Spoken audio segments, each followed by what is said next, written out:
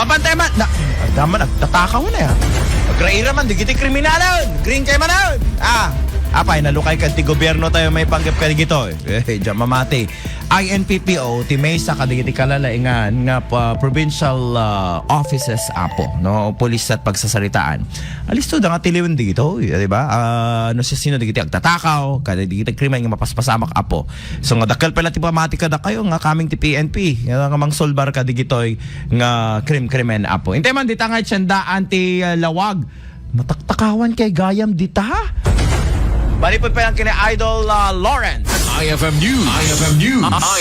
IFM News. Impakaamo ni Miss Mary Jane Balaki ken Miss Pasita Domingo iti tiyandaan iti syudad Tilawag ang natakawan dati bag ang naglaon ti sumurok kumurang 5,000 pesos babaen kadagiti tadlo a babae a may pagarup anangala ti bag mainaig iti daytoy kinuna ni Mrs. Balaki asa anda nakita na alalatan ti bagda gapot kaado ti customer nga agatang idin ken mismo asinerek tinaso a babae iti uneg ti stall ibatad na adakkel nga adal ken kuana iti daytoy gapot ure ada dagiti CCTV iti lugar ket sa nagarantisado ang may pasubli tinatakaw ken kuana nayon da akada ito akaso ti panagtatakaw ket na reporten iti bilang tinailyan a pulisya. Baga ko na si Raket no man maala dawin no ala hindi nagtatakaw.